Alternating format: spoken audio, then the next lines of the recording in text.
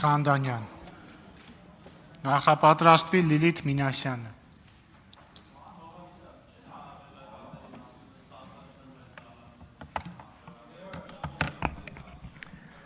Ազգային ժողովի մեծարգո նախագահ,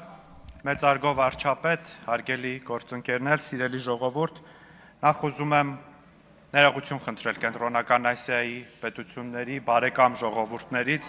նախորդ ելույթում հնչած անփույթ եւ անշնորհք արտահայտության համար։ Ցավալի է, որ Մարդու իրավունքների հանձնաժողովի նախագահը իր առաջին ելույթը ընտրվելուց հետո այս դահլիճում նման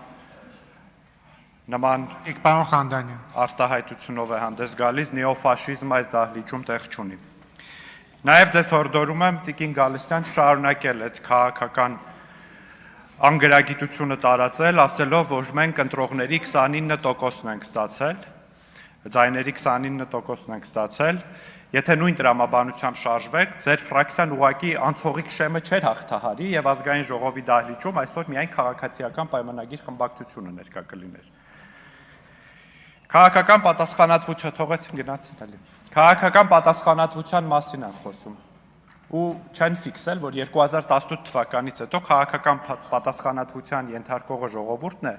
ու քաղաքական պատասխանատվության ենթարկելու գլխավոր իրադարձությունը ընտրություններն են։ Եվ ժողովուրդը մեզ ենթարկել է քաղաքական պատասխանատվության, տալով 40,000 ձայնով ավելի, քան տվել է 2021 թվականին։ Իրենց էլ է ենթարկել քաղաքական պատասխանատվությամբ, կրկնակի քիչ ձայն տալով։ Հարգելի գործընկերներ, քննարկում ենք կառավարության 2026-2031 թվականների գործունեության ծրագիրը եւ ինչպես ժամանակակից աշխարհում յուրաքանչյուր մեծ նախագիծ մինչեւ իրականացումը իրագործելիության ուսումնասիրություն է անցնում։ Եվ պիտի արձանագրել, որ ներկայացված ծրագիրը իրագործելիության ուսումնասիրությունն անցել է։ Վերջին 2 տարիներ այն ուղենիշները եւ նպատակները, որոնք սահմանված են կառավարության այս ծրագրում, վերջին 2 տարիներին դրանց մի մասն արդեն ապացուցել են, որ իրականանալի են։ 6% տնտեսական աճ է կառավարությունը միջինում կանխատեսում, ավելի քան վերջին տարիներին տնտեսական աճն ավելի է եղել, քան դա։ 125,000 նոր աշխատատեղեր, նշվեց, որ նախորդիվ շրջանում 300,000-ից ավելի աշխատատեղեր են ստեղծվել, 300 դպրոց, 500 մանկապարտեզ են կառուցվել եւ ակնհայտ է, որ դա իրականանալի թիրախ է։ Առողջապահության ապահովագրությունը հասանելի է լինելու բոլորի համար եւ արդեն մեր քաղաքացիների մի ճնշող հատվածը արդեն օգտվում է առողջապահության ապահովագրությունից եւ սա եւս իրականանալի թիրախ է, ենթակառուցվածքների զարգացումը եւ վերջո հավասարակշռման եւ հավասարակշռված արտաքին քաղաքականությունը եւս ապացուցել է իր արդյունավետությունը, անկյունակարում ունենալով խաղաղության գործընթացը, որը այսօր ոչ միայն նպատակ է, այլ նաեւ շատ կոնկրետ արդյունքներ բերող process։ Եվ եթե ավելի տեխնիկական բառապաշարով բնութագրենք, կառավարության այս ծրագիրը իր test drive-ը անցել է։ Ես ուզում եմ անդրադառնալ նախորդ օրերին քննարկումների մի քանի թեմաների, չնայած ընդդիմությաններ ավելի շատ խոսքը սուղված այստեղ չեն, շատ խոսվեց սահմանային անվտանգության, սահմանազատման թեմաների մասին, ընդդիմադիր խմբակցության ղեկավարը 3 հողերն էր պահանջում, ասում էր ինչպես է հետ բերելու հողերը, խոսելով 2021-22 թվականների ռազմական գործողությունների հետևանքով Հայաստանի օկուպացված տարածքների մասին, եւ մենք շատ պարզ եւ հասկանալի, իրականանալի, իրագործելի բանաձև ենք առաջարկում, որ այդ հարցը պետք է ասիագրվի խաղաղ ճանապարհով, սահմանազատման միջոցով եւ հիմք ընդունելով այն կանոնակարգը, որը խորհրդարանը վավերացրել է։ Երեք ինձ հետաքրքրեց, թե ինչպիսի, քանի որ իրենք այլընտրանք չեն առաջարկում այս հարցի ասիագրման խաղաղ ճանապարհով այլընտրանք, ինձ հետաքրքրեց, թե ինչպիսի նախընտրական ծրագրում ինչպես են այս հարցին անդրադարձել։ Ուժեղ Հայաստան դաշինքի նախընտրական ծրագրում ընդհանրապես 0 բառ կա այս թեմայի վերաբերյալ եւ ընդհանրապես այդ դաշինքի նախընտրական ծրագրում սահմանագծում, սահմանազատում բառերը բացակայում են, չկա, իրենց օրակարգում այս հարցը չկա։ Իսկ Հայաստան դաշինքի նախընտրական ծրագրում ասում է Հայաստանի Հանրապետության ինքնիշխան տարածքների տարածքից ադրբեջանական զորքերի պարտադիր դուրսբերում, ես գիտեմ Հայաստան դաշինքը ինչպես է պատկերացնում հասցեագրել այս խնդիրը,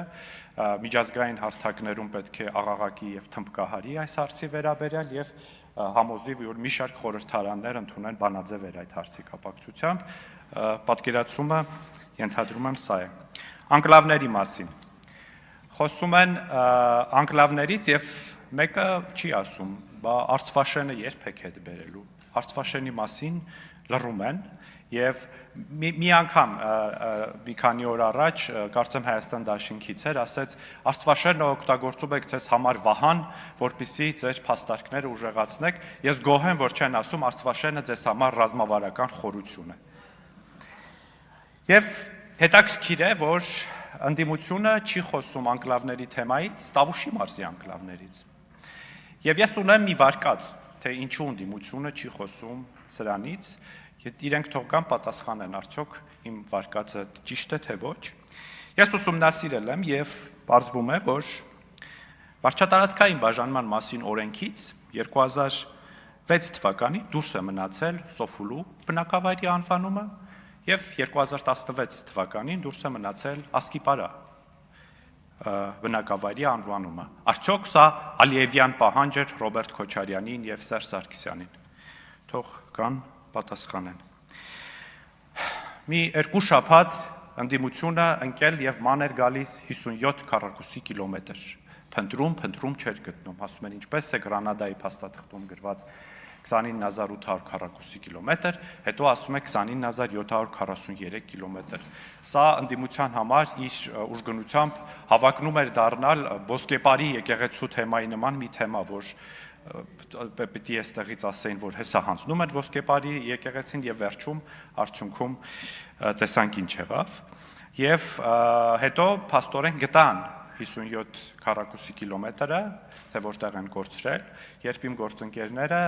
բերեցին ու ներկայացրին փաստաթղթեր Ռոբերտ Քոչարյանի եւ Սերժ Սարգսյանի ստորագրությամբ կառավարության որոշումներ, որտեղ Հայաստանի Հանրապետության ինքնիշխան տարածքը նշվում է որպես 29743